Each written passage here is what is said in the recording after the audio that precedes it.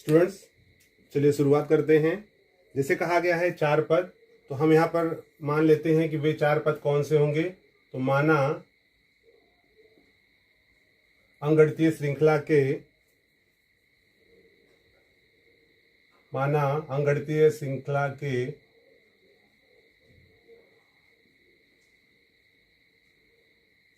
अंकगणितीय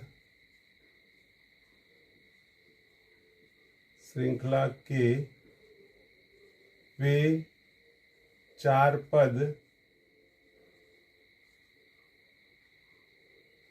क्रमशः पिछले सवाल में विद्यार्थियों आपने देखा था कि हमने जो तीन पद लिए हुए कौन से थे, तो इसमें आपको चार पद बताना है। तो वो जो तीन पद थे वो तो ऐसे लिख लोगे आप। पहला था a माइनस डी ए, दूसरा a था, तीसरा a प्लस डी। ये तीन पद पता है। अब चौथा जो इसमें ऐड हो रहा है तथा a प्लस 2d। अब बहुत विद्यार्थियों के मन में ये प्रश्न आएगा कि ये सब कहाँ से आ जा रहे हैं। तो आप देखोगे जो आपको सवाल दिए गए हैं उसमें दिया हुआ है कि अगर तीन पद पूछा जाएगा तो इस प्रकार से लिखना है, और फिर ऐसे चार पद पूछा जाएगा तो a प्लस 2d लिखना है। तो जो आपको 3 और 4 दिए गए हैं उसी के आधार पर ये मान दिए गए रहेंगे। और इसका ये कैसे a minus D A plus D कैसे बना हुआ है, तो जब हम अंकगणितीय श्रृंखला सीखते हैं तो उसमें ये बताए हैं कि a minus D A plus 2d किस प्रकार से आएगा। तो सवाल को हम कंटिन्यू करते हैं। अंकगणितीय श्रृंखला के वे चार पद क्रमशः a minus D A plus D तथा a प्लस 2d हैं। ये आपने इतना मान लिया है। अब आगे आप देखोगे इसमें कहा गया है कि जो पहली शर्त है वो दिया गया है कि उन चार क्रमिक पदों का योगफल 112 है। विद्यार्थियों, चलिए शुरुआत करते हैं सवाल को हल करना। देखिए आपको स्क्रीन पर दिख रहा है कि चार पद कहे गए थे। तो माना अंकगणितीय श्रृंखला के वे चार पद क्रमशः a minus D A plus D तथा a प्लस 2d है। विद्यार्थियों, आपने पिछले सवाल में ये तीन पद आपको पता है, आपने लिखा था a minus D A plus D. इसमें जो एक चार पद के लिए नया ऐड हो गया वो है a प्लस 2d। तो जब भी आपको तीन पद या चार पद दिए गए होंगे तो आपको इस प्रकार से मान रखने हैं। चलिए आगे देखते हैं। इसमें पहली शर्त क्या दिया हुआ है। पहली शर्त में दिया हुआ है कि उन चार क्रमिक पदों का योगफल 12 है। तो हमारे पास ये चार पद हैं, इन चारों पदों का योगफल तो यहाँ पर रहेगा, इसलिए a minus D plus A plus D plus a plus 2d equals to 12।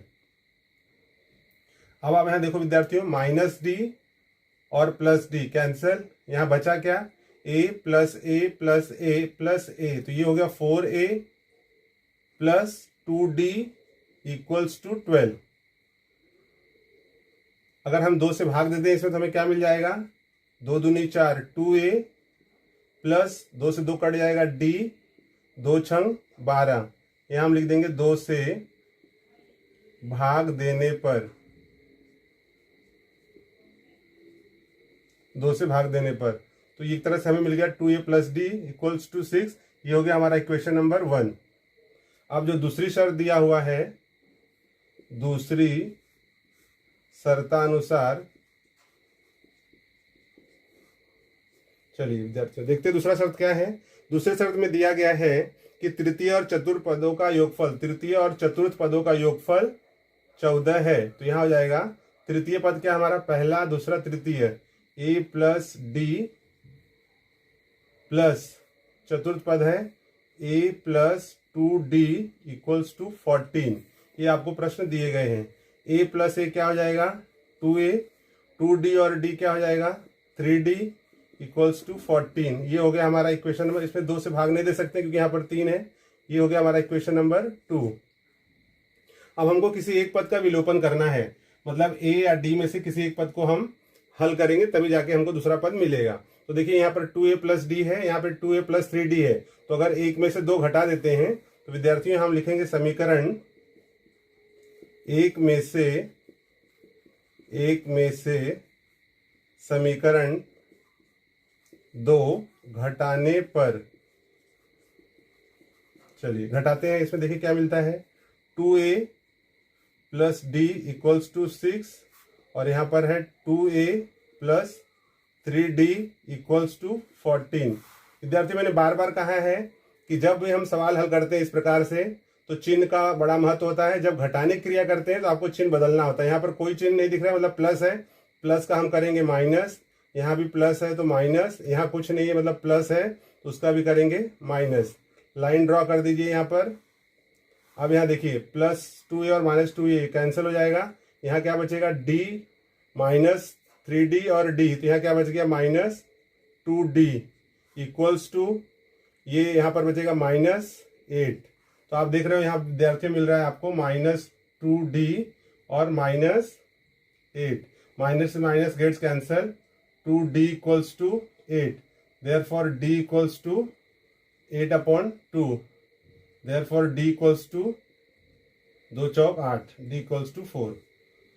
तो विद्यार्थियों आपको d का मान मिल गया। अब किसका मान चाहिए आपको? a का मान। तो d इक्वल्स टू 4 समीकरण 1 में रखने पर, अगर हम 1 में रखते हैं, 1 में रखने पर, एक हमारा इक्वेशन है 2a plus D equals to 6, तो 2a प्लस डी में 4 equals to 6, therefore 2a equals to 6 minus 4, therefore 2a equals to 2, therefore a equals to 2/2, therefore a equals to 1। तो विद्यार्थियों हमने देखा कि किस प्रकार से हमें d बराबर 4 और a बराबर 1 मिल गया है। अब इस मान को हम पहला पद, दूसरा पद, तीसरा पद, चौथा पद, इन चारों के अंदर हम रख देंगे तो हमें अंकगणितीय श्रृंखला के वे 4 पद जो है वो प्राप्त हो जाएंगे। चलिए आगे देखते हैं कि ये पद कैसे प्राप्त होंगे। विद्यार्थियों चलिए हमें मान मिल चुका हुआ है। a का मान मिल गया है हमें 1 और d का मान मिल गया है हमें 4। हमें ज्ञात करना है पहला पद। तो आप देखोगे यहाँ पर पहला पद है a माइनस डी, तो a का मान है 1 और d का मान है 4, ये मिल गया आपको -3। दूसरा पद है, दूसरा पद इक्वल्स टू क्या है? a माइनस डी, फिर a है a और a का मान है 1। तीसरा पद equals to a plus d है, तो a का मान है 1 और d का मान है 4, ये हो गया आपका 5। तीसरा पद मिल गया 5। और इसके बाद में जो चौथा पद है, फोर्थ टर्म, चौथा पद इक्वल्स टू है a प्लस 2d,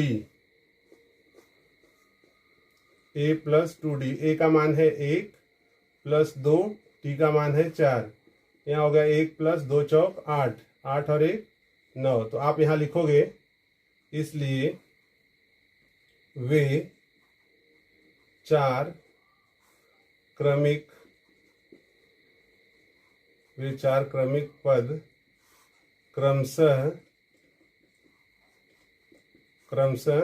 यहाँ पर पहला पद था -3, 1, 5 तथा 9 है। इस प्रकार से विद्यार्थियों ये जो सवाल है वो हल होता है। और आपने देखा होगा कि जिस प्रकार से 7वां प्रश्न था उसी प्रकार से 8वां प्रश्न भी है। इसको बहुत ही ध्यानपूर्वक आपको देखना है, समझना है। और अगर किसी प्रकार का कोई डाउट हो, सवाल नहीं आ रहा है, तो आप हमारे चैनल के कमेंट बॉक्स में लिख करके आप जो डाउट है उसे पूछ सकते हैं। यथाउचित समय मिलने पर आपका डाउट क्लियर किया जाएगा।